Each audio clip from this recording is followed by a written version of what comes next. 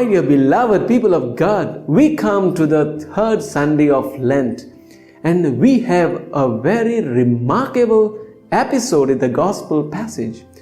All the four evangelists narrate this episode, but the fourth evangelist, Saint John, narrates it with different terms. Very interesting.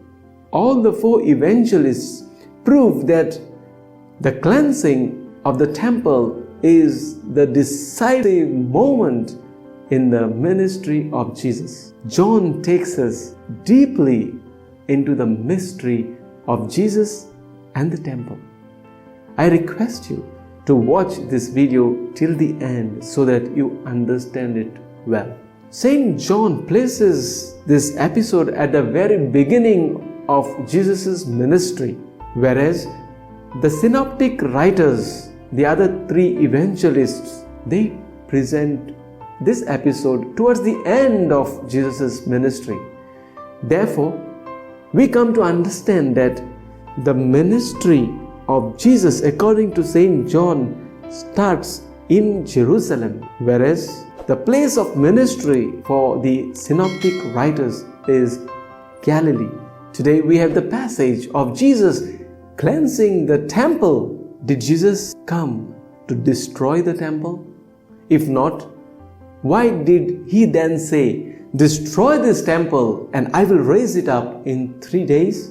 When we reflect on the attitude of Jesus towards the temple, two features stand out. First, Jesus' immense love and respect for the temple. Second, that this temple has had its day and soon will be transcended by something new. Well, new life or a new beginning is a recurrent theme in the Gospel of St. John. We have a new wine at Cana just before this passage. We have new life which Nicodemus has to understand, and this comes after this passage. And in this passage too, we have the theme of something new, a new understanding of the temple. Although Jesus spoke against the traditions, the human traditions of the elders, and against the abuses in the temple, he spoke no single word against the temple. We need to keep this in mind. For him, the temple was his Father's house, the house of God, a house of prayer, and the city of Jerusalem as the city of the great King. The attitude of Jesus towards the temple and the law, Mosaic law, is similar.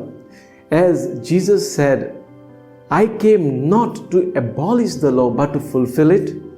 In a similar way, Jesus came to the temple not to destroy it, but to purify it, to transform it, to purify the religious system. And so, with the cleansing of the temple, Jesus prophesies this, that the religious system that was running in the temple has come to an end, and that it will be transcended, or it will be replaced by He Himself, the very person of Jesus.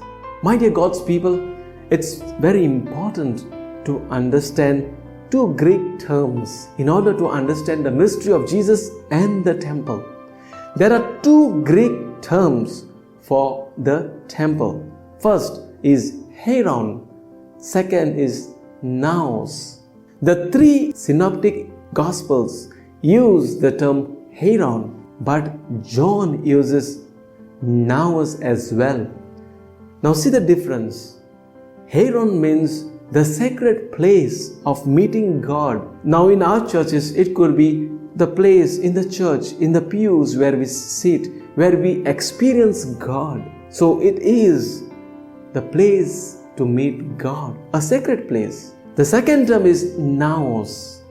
This means the sanctuary itself, the Holy of Holies, the dwelling place of God.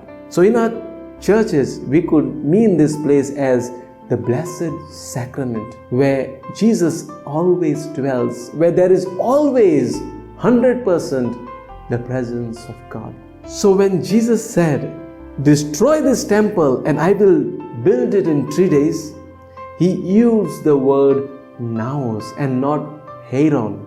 And immediately John the Evangelist tells us that he was speaking of his body, about the temple of his body.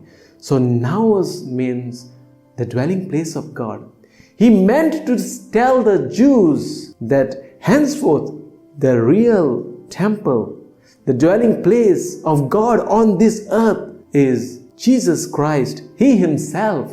Jesus also meant, you kill me, but I will be raised in 3 days. Yes, the words pointed to His death and resurrection. So you see, the temple is the body of Jesus Christ. Yes, my dear people of God, Jesus is the new temple. So far in the entire Bible, there was never such an understanding that God dwelled in a human person. Jesus is the first person in whom God dwelt. And therefore, Jesus is the new temple and the dwelling place of God. And the new system of worship is the worship in spirit and truth. So wherever is Jesus, there worship is possible, not only in the enclosed structures. A final word, Jesus is the temple of God, His very body.